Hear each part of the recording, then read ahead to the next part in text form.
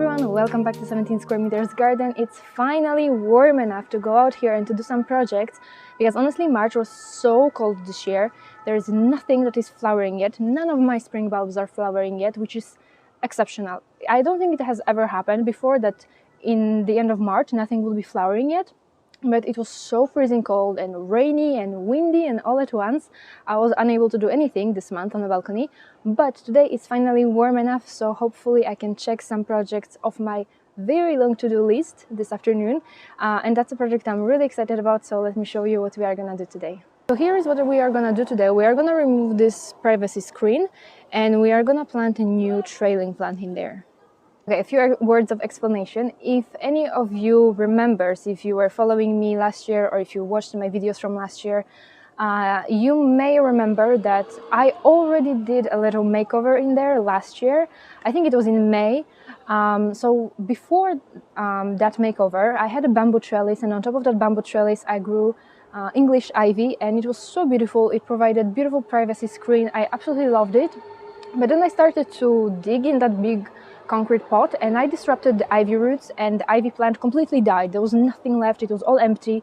So I thought that it was a good opportunity to change something, to kind of, as I said, make a little makeover, to refresh that area a little. So I took the trellis down and I planted my beautiful hydrangea in there, and I placed a big nice chair and a little coffee table. Honestly, I really like that little makeover. I really thought that would be cute, but truth be told, I never ever use that chair and that coffee table. I'm that kind of person, like if I go out on my balcony with a coffee, I'm never gonna drink this coffee warm. Like I'm gonna sit down, but then I will see all the little things that need to be done and I'm gonna just get distracted, and I'm not gonna be sitting, I'm gonna be gardening. Like, check this out, my coffee is there. I can just sit and drink coffee. My coffee is just like in between some pots and I'm like drinking it while I'm gardening. So this didn't work out for me. Also, as you can see, I am storing a lot of bags of soil in here, and I have some supplies, you know, some extra pots and additional things, you know, all the little tools that I use on my balcony garden. So when I placed this chair in here, all of a sudden I had no place to store all of these things, so it was really bugging me. But the biggest problem of all is this. As you can see, this trellis, this privacy screen, the wind does whatever it wants with it. It won't stay put, it won't stay straight. The previous bamboo trellis that I had it tied up to the railing with zip ties, and the zip ties are holding well. Like this one maybe not, but this one is holding well. But most of the time, just, I don't know, you see it breaks, the little metal parts break, and the zip ties stay attached to the railing and they don't hold the trellis anymore. So the new trellis that I have is very similar to the one that I had before, but the one that I had before was in bamboo and this one is in wood, which I prefer, and it's extensible, as you can see. Okay, so to not mix everything up, let's first tackle the trellis part. So I'm gonna go now and remove the old trellis and place the new trellis, and then I'm gonna show you my beautiful new trailing plant, and we are gonna talk a little bit more about that plant.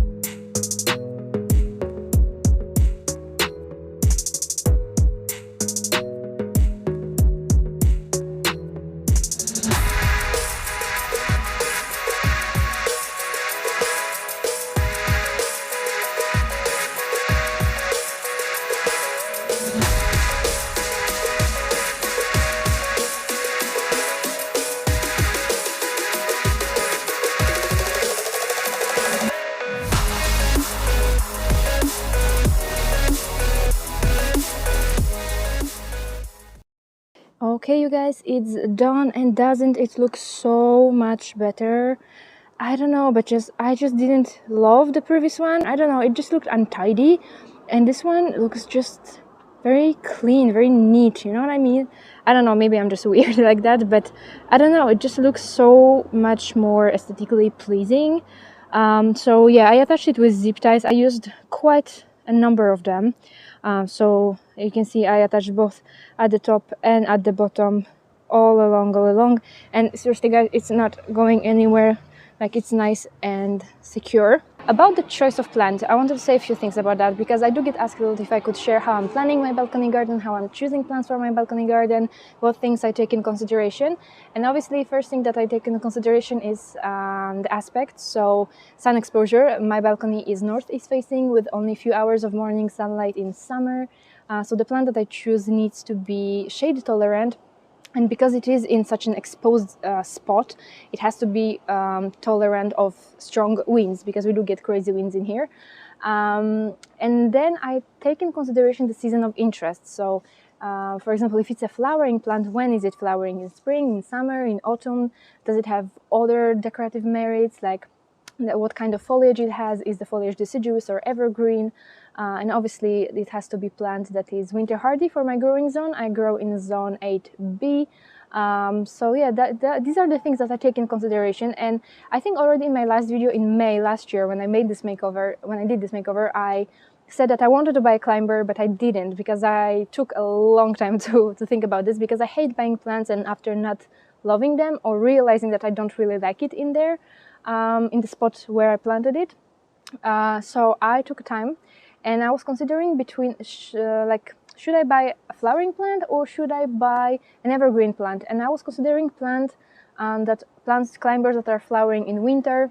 So maybe a winter flowering jasmine or something like that, or winter flowering clematis, or an evergreen plant. And I went with evergreen plant today because I want this plant to, as I said, it needs to be a privacy screen. So I need this plant to have evergreen foliage, the plant that doesn't drop the leaves for winter time, plant that grows relatively quickly, so that it will provide that beautiful green privacy screen. So let me show you the plant that I chose. So here it is. It's yet another ivy plant, but you guys, don't underestimate ivies. There are so many gorgeous ones. It's not only just plain green leaves. And as you can see here, I have Heterohelix Gold Heart. And look at the leaves. Not only they are variegated, but the variegation is actually yellow, not white. So it has beautiful yellow center with green sides. And not only that, but look at the stems. Let me just turn it around a little. The stems are red. So this plant is full of interest. And ivies, they are amazing plants because they can adapt to many different conditions. You can grow them on your shade balcony, you can grow them on your sunny balcony. They don't require a lot of maintenance. They can tolerate some drought once established. So they're really, really great low maintenance plants. I also have another ivy on my balcony. This one is Heterohelix Glacier. Also beautiful variegated leaves, but smaller leaves.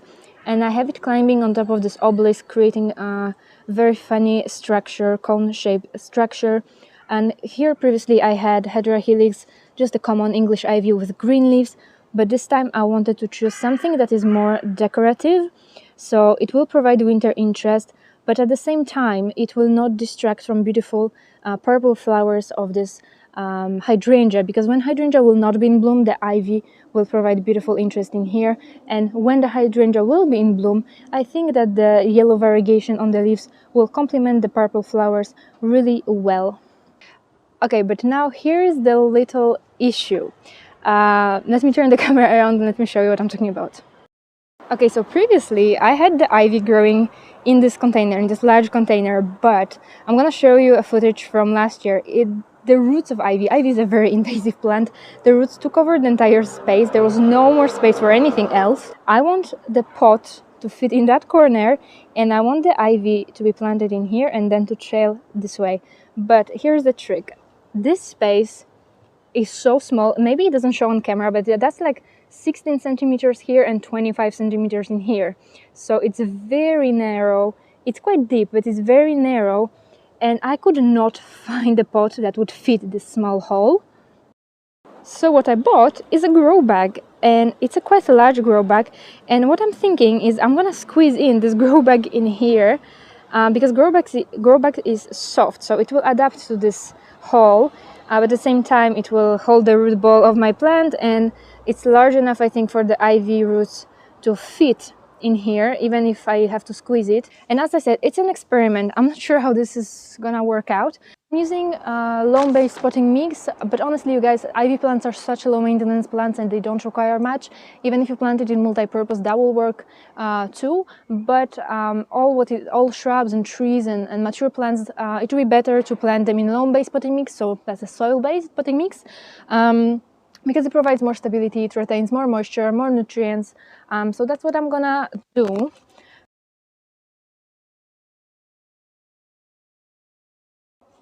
Okay. I think they're a bit root bound, but not too much. I think I'll be able to break it with my hand. Okay, and now I'm gonna, sorry, the wind is picking up.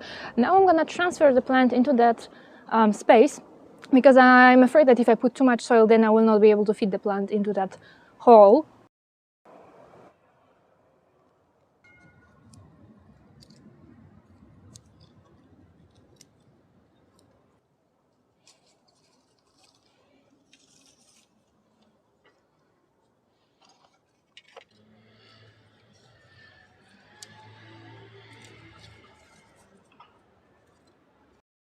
Okay, you guys, so here it is. I already love it, even though the ivy is still quite small. So let me show you how it looks in here.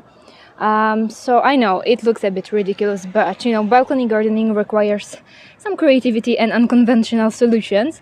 The pot is not hanging in the air like this. There are other pots, plastic pots, placed underneath to support it from the bottom. As long as the plant has enough room for root growth, and I think it has, because this pot is pretty wide and pretty deep. So yeah, as long as the plant has enough room for root growth, it really doesn't matter if the pot is triangular, rectangular, if it's at an angle or whatever. As long as there is space to grow, it's gonna be fine.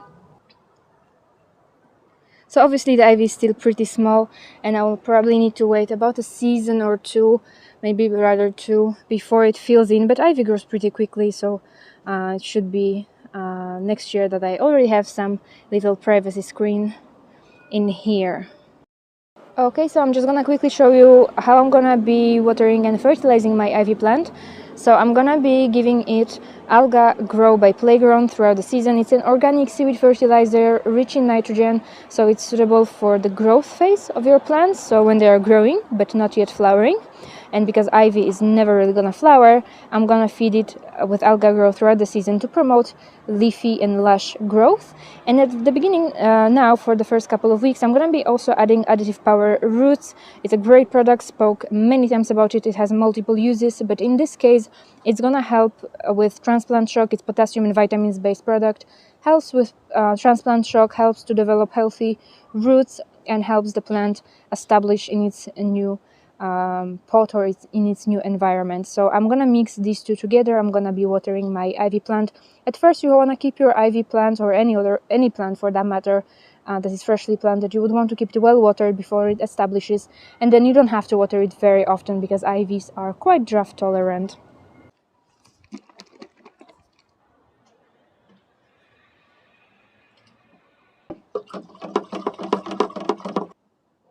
Oops.